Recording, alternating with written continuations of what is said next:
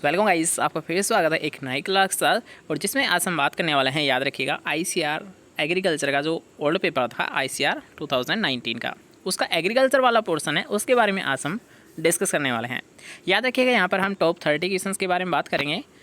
वैसे तो आपको यहाँ पर जो क्वेश्चंस पूछे जाते हैं वो 60 पूछे जाते हैं, लेकिन यहाँ पर हम बात करेंगे 30 के बारे में। अगला हम नेक्स्ट चैप्टर में क्लियर करेंगे, ठीक है। तो चलिए क्लास को स्टार्ट करेंगे। इससे पहले अगर यहाँ पर जितने भी नए स्टूडेंट हैं वो चैनल को सब्सक्राइब जरूर कर ले, ताकि आने वाले सभी वीडियोस आपको नोट साथ साथ मिलते रहे, ठीक है। तो फर्स्ट क्वेश्चन यहाँ पर आपका है कि हेटेरोसिस क्या है। तो हेटेरोसिस का डायरेक्ट अगर मीन्स मैं बताना चाहूँ तो हेटेरोसिस का मतलब होता है, याद रखिए, कोई जनक है। मान लीजिए ए और बी क्या है, जनक है, लेकिन इनसे जो संतति प्राप्त हो रही है, जो सी, याद रखिए ये उच्च है, मतलब इन दोनों से अच्छी है। ए और बी से दोनों से अगर अच्छी है तो इस संतति को ही हम क्या कहते हैं, याद रखें, हेटेरोसिस कहते हैं। ओके, क्वेश्चन समझ आया कि पितरों की अपेक्षा, मतलब क्या, जनकों की अपेक्षा F1 संतति का श्रेष्ठ होना ही क्या कहलाता है, हेटेरोसिस कहलाता है। जैसे कि यहाँ पर आप ऑप्शन देख सकते हो, थर्ड ऑप्शन इसका राइट आंसर हो जाएगा।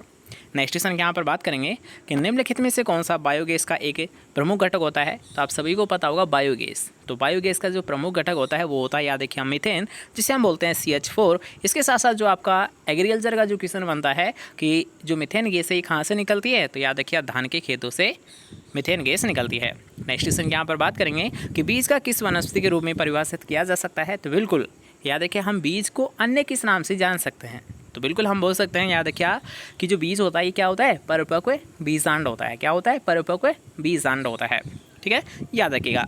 नेक्स्ट क्वेश्चन यहाँ पर बात करेंगे कि निम्नलिखित में से भैंस की कौन से नस्ल उच्च उत्पादक है। क्या पूछा गया है, उच्च उत्पादक नस्ल के बारे में पूछा गया है। वैसे सामान्य तौर पर हम जानते हैं, याद रखिए, सबसे ज़्यादा जो उपयोग की जाती है वो कौन सी नस्ल होती है, वो होती है मुर्रा। और मुर्रा को याद रखिए खुंडी के नाम से भी हम जानते हैं। और अगर आपको पूछा था सबसे ज़्यादा जो दुग्ध उत्पादन लिया जाता है भैंसों में, तो वो भी याद रखिए मुर्रा के द्वारा ही लिया जाता है। चलिए नेक्स्ट क्वेश्चन की यहाँ पर बात करेंगे कि किस वैज्ञानिक ने स्ट्रेप्टोमाइसिन की खोज की थी। तो ये की थी, याद रखिए, सैल्मन वाकमैन के द्वारा। नेक्स्ट क्वेश्चन की यहाँ पर बात करेंगे कि निम्नलिखित में से किस फसल की खेती के लिए सर्वाधिक पानी की आवश्यकता होती है। यहाँ पर पूछा गया फसल के बारे में, मतलब सबसे ज़्यादा जो जलमांग होती है। याद रखिए, यहाँ पर पूछा गया पानी की आवश्यकता, तो हम इसे ऐसे भी तो बोल सकते हैं कि सर्वाधिक जलमांग किसकी होती है। बात तो एक ही है ना, सबसे ज़्यादा पानी हो या फिर जल मांग हो। जल मांग याद रखिए, आप पानी की आवश्यकता हुई तो हम जल मांग बोलते हैं, ठीक है। तो याद रखिए, अगर आपको पूछता है सर्वाधिक जल मांग, लेकिन यहाँ पर आपको ऑप्शन में याद रखिए चावल और गन्ना दोनों देखने को मिला है, इसलिए इसका राइट आंसर क्या हो जाएगा, याद रखिए गन्ना।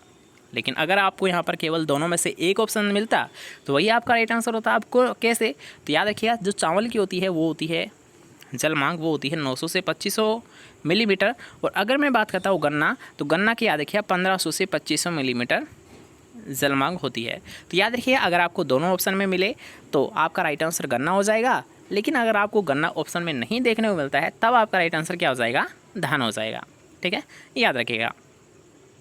नेक्स्ट क्वेश्चन की यहाँ पर बात करेंगे कि टमाटर किस कुल का होता है। आपको पता होना चाहिए, याद रखिए, टमाटर का लाल रंग किसके कारण होता है, लाइकोपीन के कारण होता है। टमाटर का कुल कौन सा होता है, सोलनेसी होता है।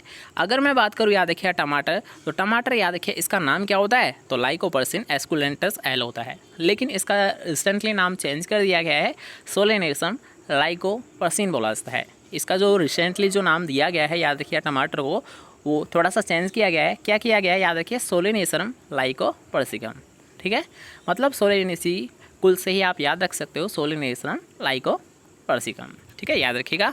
नेक्स्ट क्वेश्चन की यहाँ पर बात करेंगे। अब यहाँ पर आपको DCP के बारे में पूछा गया है, ठीक है। तो DCP का आपको फॉर्मूला कल की क्लास में देख के आना है। कल की क्लास में हम इसके 30 क्वेश्चन को क्लियर करेंगे, तब आपको इसका फॉर्मूला बताना है। मैं यहाँ पर आपको इतना ज़रूर क्लियर कर देता हूँ कि जो DCP है, याद रखिए, इसे हम बोलते हैं डाइजेस्टिबल क्रूड प्रोटीन। क्या बोलते हैं इसे हम, डाइजेस्टिबल क्रूड प्रोटीन जिसे बोलते हैं। एक होता है TDN, एक होता है DCP, एक होता है TDN, एक होता है, याद रखिए, DCP।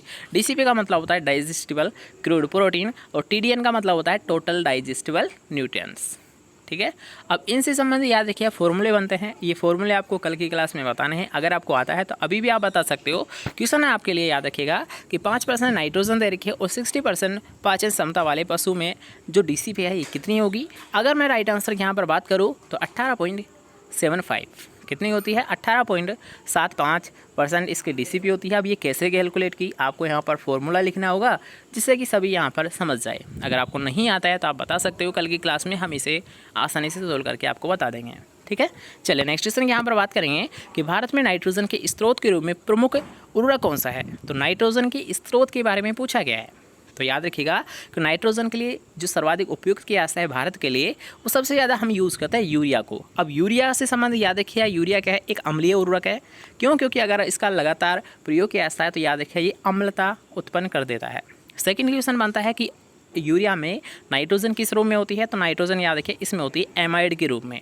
तीसरा क्वेश्चन बनता है इसका फॉर्मूला बताइए। तो बिल्कुल आप बता सकते हो NH2CO NH2। इतना सा याद रख लोगे बिल्कुल। चलिए नेक्स्ट क्वेश्चन यहाँ पर बात करेंगे जिसमें आपको पूछा गया सेरीकल्चर। तो सेरीकल्चर उत्पादन प्रणाली में क्या होता है, मतलब सेरीकल्चर किसे कहते हैं। तो बिल्कुल हम जानते हैं सर जी कि रेशम कीटों का पालन करना ही क्या कहलाता है, रेशम कीट पालन कहलाता है या फिर सेरीकल्चर कहलाता है। ठीक है। नेक्स्ट क्वेश्चन के यहाँ पर बात करेंगे, काफ़ी इंपॉर्टेंट क्वेश्चन है कि बैंगन का लिटिल लीफ रोग किसके द्वारा होता है। तो याद रखिए ये होता है माइकोप्लाज्मा के द्वारा होता है, और माइकोप्लाज्मा को याद रखिए फाइटोप्लाज्मा के नाम से भी जाना जाता है। ओके, याद रहेगा। चलिए नेक्स्ट क्वेश्चन के यहाँ पर बात करेंगे अब जिसमें आपको पूछा गया, याद रखिएगा कि प्रोटीन संश्लेषण कहाँ पर होता है। तो याद रखिए प्रोटीन संश्लेषण जिसे हम बोलते हैं प्रोटीन सिंथेसिस। तो प्रोटीन सिंथेसिस की जो क्रिया होती है वो होती है राइबोसोम में होती है। किस में होती है, राइबोसोम में होती है। नेक्स्ट क्वेश्चन यहाँ पर आपको पूछा गया कि क्या डालकर मिट्टी की संरचना में सुधार किया जा सकता है। याद रखिए यहाँ पर पूछा गया मिट्टी में संरचना में सुधार, मतलब सोइल की स्ट्रक्चर अगर आपको सही करनी है तो आप याद रखिए उसके लिए जैविक खाद का प्रयोग करोगे, न कि जिप्सम और चूने का प्रयोग करोगे। याद रखिएगा चूना है इसका प्रयोग होता है याद रखिए अम्लीय मृदा का सुधार करने के लिए, जिप्सम है इसका प्रयोग होता है क्षारीय मृदा का सुधार करने के लिए।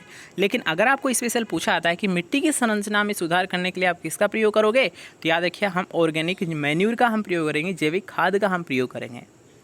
ठीक है, इस क्वेश्चन पर थोड़ा सा ध्यान रखना और इस क्वेश्चन को आप नोट डाउन जरूर कर ले। नेक्स्ट क्वेश्चन के यहाँ पर बात करेंगे कि रानीखेत बीमारी किस में होती है। तो कॉमन सा क्वेश्चन है, कल भी आपको बताया था कि रानीखेत रोग याद रखिए ये मुर्गियों में होता है, और मुर्गियों को हम याद रखिए कुक्कुट के नाम से भी जानते हैं, मुर्गियों को कुक्कुट के नाम से भी जानते हैं। और रानीखेत के रोग के बारे में याद रखिए 3 पॉइंट आपको बताए थे। सबसे पहले कि ये वायरस से होता है। कौन से वायरस से होता है, पैरामिक्सो वायरस से होता है। इसके लिए मतलब इसको कंट्रोल अगर आपको करना है तो आप किस वैक्सीन का यूज़ करोगे। तो याद रखिए हम वैक्सीन का प्रयोग करेंगे, वो करेंगे लासोटा वैक्सीन का हम प्रयोग करेंगे। इसके अलावा अगर मैं बात करता हूँ यहाँ पर रानीखेत, तो रानीखेत को हम एक और नाम से जानते हैं, और वो कौन सा होता है, याद रखिए वो होता है न्यूकेसल रोग। ठीक है, रानीखेत को न्यूकेसल रोग के नाम से भी हम जानते हैं। ठीक है, सारे पॉइंट यहाँ पर आपके क्लियर होते हैं। नेक्स्ट क्वेश्चन यहाँ पर बात करेंगे कि निम्नलिखित किसे गोल्डन फाइबर के रूप में जाना जाता है। तो याद रखिए गोल्डन फाइबर के रूप में हम जूट को जानते हैं, लेकिन अगर आपको पूछा था याद रखिए वाइट फाइबर या फिर वाइट कॉटन, तो वाइट कॉटन तो आप जानते होंगे, मतलब white gold, sorry white gold.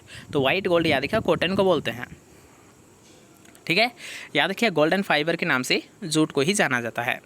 Next question के यहाँ पर बात करेंगे कि मुर्गी में अंडे देने की अवधि प्रकाश की आवश्यकता कितनी होती है। यहाँ पर पूछा गया है कि एक अंडे देने वाली मुर्गी है उससे सामान्यतः अंडे देने के लिए कितनी प्रकाश की आवश्यकता होती है। अब ये क्वेश्चन आज का आपका है, जल्दी से हमें डायरेक्ट सेक्शन में बताइए, डायरेक्ट कमेंट सेक्शन में बताइए कि एक मुर्गी है जो कि अंडा देती है, तो इसे अंडे देने के लिए उपयुक्त कितने प्रकाश की आवश्यकता होती है, कितने घंटे की आवश्यकता होती है। ऑप्शंस आपके सामने हैं, जल्दी से देखिए और जल्दी से बताइए।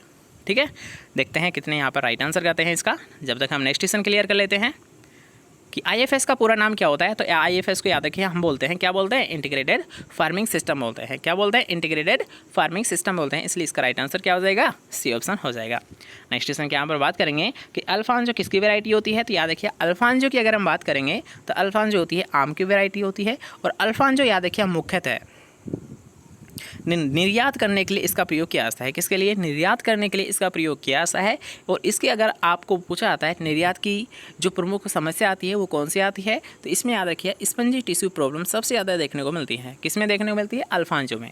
अल्फांजो में जो स्पंजी टिश्यू प्रॉब्लम आती है ये सबसे ज़्यादा देखने को मिलती है।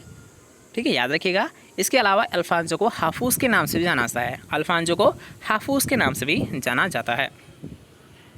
चलिए नेक्स्ट क्वेश्चन के यहाँ पर बात करेंगे कि दूध में उपस्थित प्रोटीन मुख्य रूप से क्या होती है। तो याद रखिए दूध की प्रोटीन को हम केसिन के नाम से जानते हैं, और ये कितनी होती है, लगभग दूध में 80% याद रखिएगा जो प्रोटीन होती है केसिन के रूप में ही होती है। ठीक है, याद रखिएगा।